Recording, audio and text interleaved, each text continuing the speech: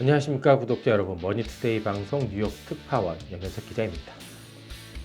네, 제가 지금 다시 이렇게 유튜브를 또 시작을 하고 있는데요. 이제 거의 한 매주 한두 개 정도씩 계속 이제 새로운 소식을 아마 들을 수 있을 것 같습니다. 네, 오늘 다뤄볼 주제는요. 미중 무역 전쟁에 관한 성적표를 한번 매겨볼까 합니다.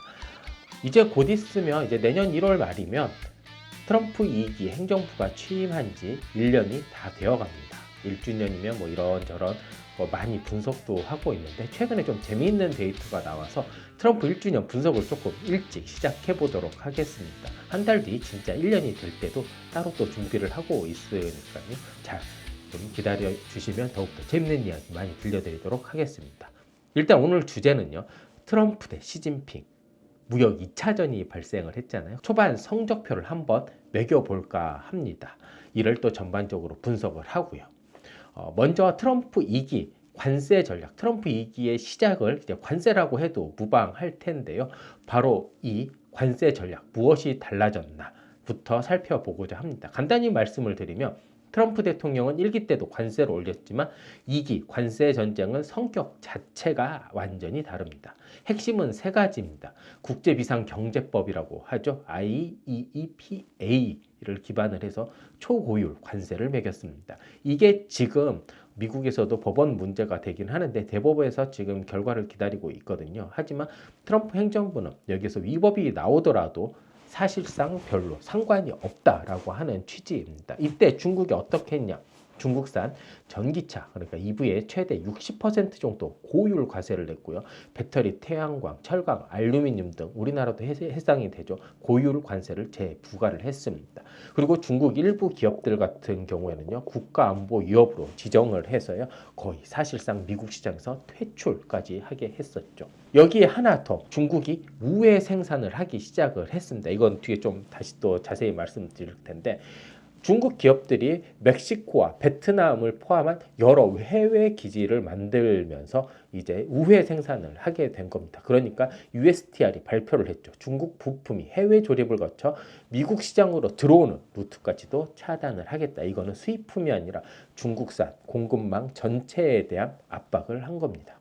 자, 그리고 또 어떤 게 있을까요? 트럼프 2기의 또 다른 하나는 미국의 대규모 투자를 하라는 겁니다. 바이든 정부 때는 IRA든 칩스든 이런 것들을 이용해서 많은 해외 투자 유치를 했는데, 트럼프 대통령 같은 경우는 이 관세를 이렇게 마중물 삼아서 IRA, 칩스보다 더 많은 투자를 받게 되었죠. 뭐 반도체, 배터리, 태양광 공장을 다시 미국 땅에 만들겠다라는 건데요. 트럼프 2기 앞서 바이든 정권 때부터 공급망 전쟁이 시작이 됐었고요. 트럼프 2기 때는 전반적인 이제 본격적인 공급망 전쟁에 들어갔다라고 볼 수 있습니다. 트럼프 1기 때부터 쭉 시작이 됐었고요. 바이든 행정부를 거쳐 지금까지 왔습니다. 그렇다면 중국은 이 7년, 8년 정도 되는 기간 동안에 어떤 실질적인 타격을 입었을까요? 사실 최근에 나온 데이터를 보면요, 중국이 거의 타격이 없다라고 해도 무방할 정도였습니다. 이게 한번 숫자로만 한번 봐보도록 하겠습니다. 최근 중국이 11월 달까지 수출 실적을 냈었는데요. 중국이 2015년 11월까지 무역 흑자 1조 800억 달러를 기록했습니다. 이거 세계 역사상 처음입니다. 그러니까 한 국가가요, 무역 흑자를 1조 달러를 넘긴 경우가요, 이번이 처음이라고 합니다. 더 놀라운 사실은요, 중국의 미국향 수출, 그러니까 중국의 가장 큰 수출처가 바로 미국이거든요. 이게 29% 감소했습니다. 그러니까 거의 한 3분의 1이 줄었는데요. 전체 수출은 오히려 7에서 8% 정도 증가를 했다는 겁니다. 여기엔 아주 중요한 배경이 있습니다. 사실 2024년까지 바이든 정부의 이런 중국 기술 봉쇄, 그리고 여러 이런 무역 공급망에 대한 압박이 중국의 생산 기지를 더욱더 글로벌화 시켜서 이런 관세 회피에 대한 가능성을 많이 만들었었고, 이런 관세 정책에도 불구하고 중국의 수출이 크게 늘어났다는 것을 볼 수 있습니다. 실제 2021년부터 24년 바이든 정부 동안요. 미국은 이제 첨단 반도체 규제를 했었고 공급망 재편을 했습니다. 뭐 IRA든 칩스가 바로 이 공급망 재편에 속하죠. 그 다음에 미국, EU 그리고 뭐 우리나라 등 여러 동맹국들을 한해서 중국 압박에 연대를 가하기 시작을 한 거죠. 이런 정책들은요, 중국에 단기적으로 수출을 누르는 효과가 분명히 있었습니다. 그렇기 때문에 2024년 4% 넘게 중국 수출이 감소를 했지만요, 이걸 기반으로 중국 기업들이 오히려 해외 생산 기지를 빨리 구축하는 하나의 계기가 되었고요. 그 계기가 2025년 트럼프 2기의 강력한 압박에도 불구하고 중국의 수출이 늘을 수 있었던 하나의 원인으로 작용을 하게 된 겁니다.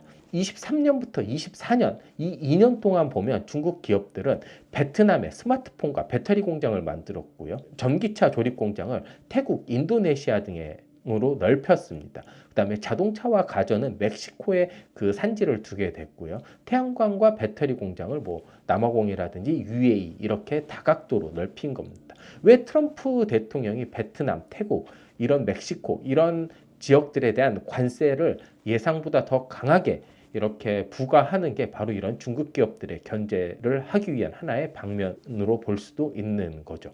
이렇게 전 세계적으로 공장을 세우게 되면서요, 2024년 중국의 수출은 정확하게 4.6% 정도 감소를 하게 됩니다. 이때 이제 중국이 여러 이런 압박에 대한 패배로 보는 것이 아니라 자기네들의 공급망 재배치, 재편성 기간으로 보고 있는 겁니다. 그리고 실제 수출 자체도요, 본토에서 해외로 가는 것보다 해외 기지에서 다시 해외 수출이 많이 늘었다고 합니다. 그렇기 때문에 2025년 11월까지 1조 달러의 흑자를 이렇게 달성할 수 있는 하나의 계기가 됐다라고 합니다. 그리고 이렇게 미국에서 준 3분의 1이요. 그러니까 한 30% 정도의 감소분을 다 만회해야 되잖아요. 이게 어디서 만회가 됐냐면요. 유럽, 중동, 남미로 대량 수출이 이루어졌습니다. 이 때문에 뭐 유럽 같은 경우에도 최근에 중국에 대한 제재 수위를 조금씩 높이고 있는데요. 중동과 남미 같은 경우에는 아직도 중국산 수입에 대한 큰 제재가 없는 상황인 거죠.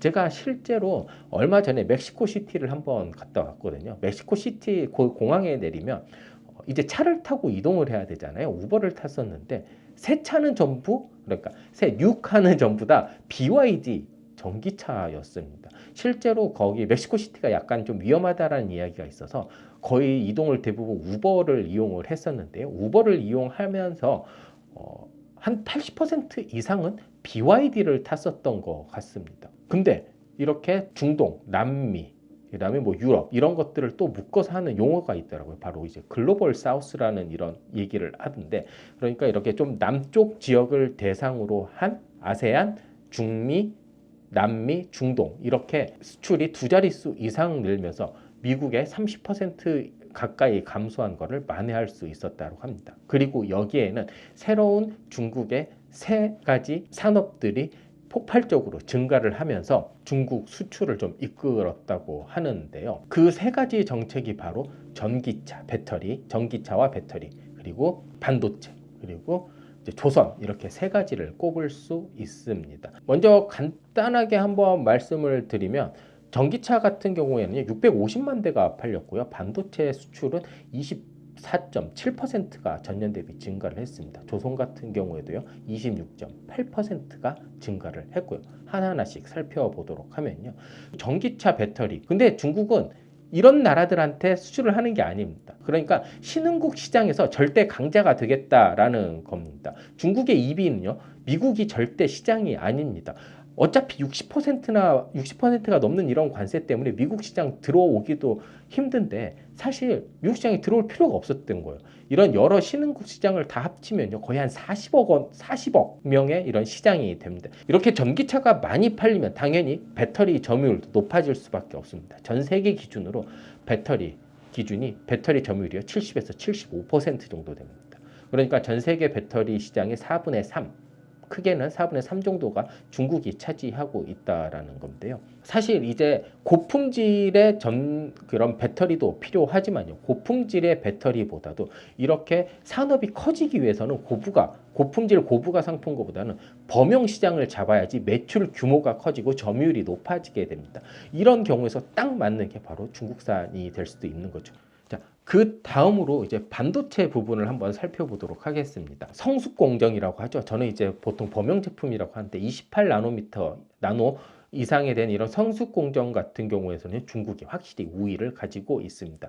이거 성숙 공정 같은데 보면 중국의 점유율이 19%였거든요. 2029년. 근데 이게 2024년 33%까지 이미 올라왔고요. 2027년 30% 40% 가까이 되는 대만을 추월할 수도 있다라는 분석이 나오고 있습니다. 중국의 자금률을 한번 보면 미국의 제재가 얼마나 먹혔는지 볼 수 있는데 사실 중국은 2025년 반도체 자금률 목표가 70%였습니다. 그런데 실제로는 30%에 살짝 미치지 못하는 숫자를 이렇게 기록을 했습니다. 이 부분만 보면 반도체 분야에서는 미국의 제재가 중국에 확실히 먹혔다라고 볼 수 있습니다. 하지만 반도체 산업 분야로 확장을 좀 해보면요.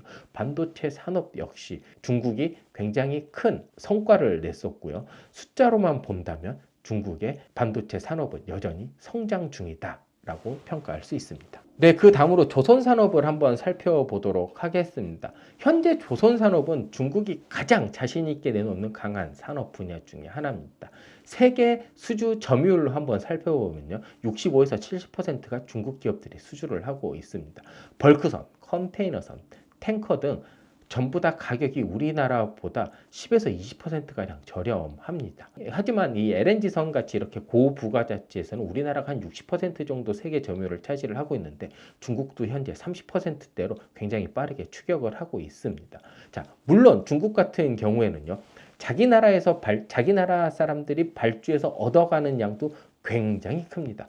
하지만 의외로 중동이라든지 유럽, 그리스, 노르웨이, 동남아 선주들한테도 받는 수주가 꽤 됩니다. 이렇게 해외에서 받는 수주가 많아지면서 조선의 수출 증가율도요 26.8%나 기록을 했습니다. 전기차, 배터리와 함께 중국 수출을 견인을 했고 당연히 반도체도 여기에 좀 들어갈 수도 있겠죠. 그리고 주요 고객이 미국이 아니라 아까 말씀드렸다시피 유럽, 중동, 그리스, 노르웨이, 동남아 선주들이 많은데 미국 모두 다 미국 관세 영향권 받깁니다. 그렇기 때문에 중국의 조선업도 중국의 수출을 굉장히 많이 늘린 분야 중에 하나로 꼽을 수 있습니다.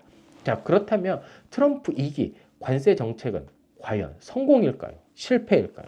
뭐 이렇게 말씀드리면 좀 싫어하실 분들도 있긴 하겠지만 숫자로만 본다면 중국이 판정승을 거둔 것 같습니다. 물론 초반 1년의 실적이긴 하지만 1년 초반 성적표는 확실히 중국이 조금 우세하다라고 볼 수 있습니다. 사실 미국이 단기적인 성공을 거둔 것은 맞습니다. 중국산 EV라든지 배터리 미국 진입을 아예 차단을 시켰고 미국 내 제조업 투자도 증가를 시켰습니다. 그리고 첨단 반도체 분야 중국 성장의 속도도 억제시켰고요.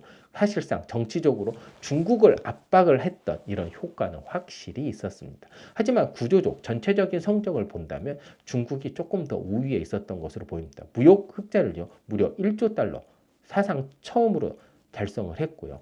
EV 배터리 조선 산업이 전 세계로 확장하는 계기가 됐습니다. 그리고 우회 공급망, 그러니까 해외 기지도 여러 해외 기지도 완성을 할 수 있었고요. 그리고 성숙 공정, 그러니까 범용 제품 분야에서 반도체 세계 최대 생산국으로 발돋움할 수 있는 기틀도 마련이 됐습니다. 애초에 이런 무역 전쟁, 관세 전쟁을 시작하면서 미국의 계산보다 조금 다른 양상으로 흘러가고 있잖아요. 그렇다면 미국은 이렇게 막판에 조금 이렇게 좀 역전을 시킬 수 있는 방법이 좀 없을까요? 많은 전문가들이 크게 세 가지를 꼽았습니다. 먼저 첨단 반도체 통제를 더욱더 강화를 해야 되는데 이거를 동맹국들과 힘을 합쳐야 된다라고 하고 있습니다. 미국, 일본, 네덜란드, 여기에 한국, 대만, 유럽까지 사실상 중국을 전방위적으로 모두 다 압박을 할 수 있도록 더욱더 동맹국과의 관계 개선, 그 다음에 협력을 강화해야 된다고 합니다. 그리고 IRA, 칩스 등 동맹 공급망까지 이렇게 확장을 해서 뭔가 새로운 공급망을 조금 더 만들 필요가 있다라고 합니다. 미국, 캐나다, 멕시코뿐만 아니라 한국, 유럽까지요. 사실상 이런 대우를 계속 해내주면서 하나의 경제 공동체, 그러니까 제조 블록으로 키우는 전략을 해야지 중국의 제조업을 좀 따라갈 수 있다라는 이야기를 하고 있습니다. 그리고 미국 시장 접근권, 어찌됐건 미국은 세계 최대 소비 시장입니다. 그렇기 때문에 중국은 이게 아무리 이런 신흥국 시장을 두드린다고 하더라도 결국에 미국 시장을 와야 되는데요. 미국 시장을 다시 들어올 수 있게 하면서 최대한 얻을 수 있는 것들을 많이 얻어야 된다라는 이야기를 하고 있습니다. 간단하게 정리를 하면 단기적으로는 중국 압박에 성공을 했지만 미국 장기적으로 어떻게 될지 모르고 초반 성적표 자체는 중국이 확실히 판정승한 모습을 보이고 있습니다. 그렇다면 앞으로 어떻게 해야 되나? 아까 말씀드린 것처럼 미국은 여러 동맹국과 힘을 합쳐야 됩니다. 바로 그거는 트럼프 2기의 무역 전쟁이 만약에 계속된다고 하면 지금이 끝이 아닙니다. 지금까지가 관세라든지 산발적인 공급망에 대한 이런 제재였다면요. 앞으로 본격적인 2라운드는요. 진짜 공급망 전쟁, 글로벌 서플라이 체인 워로 넘어갈 수 있기 때문입니다. 중국의 전기차, 반도체, 조선 산업이 유럽, 중동, 남미 시장에 어떻게 확장하고 있는지 더 깊게 살펴보고 그것까지 미국이 제재를 하고 이 제재를 효과적으로 하기 위해 동맹국과 어떤 협력을 하게 될지 이게 미중 관세 전쟁 내년부터의 키포인트가 아닐까란 생각이 듭니다. 지금까지 들어주신 구독자 여러분 정말 감사합니다.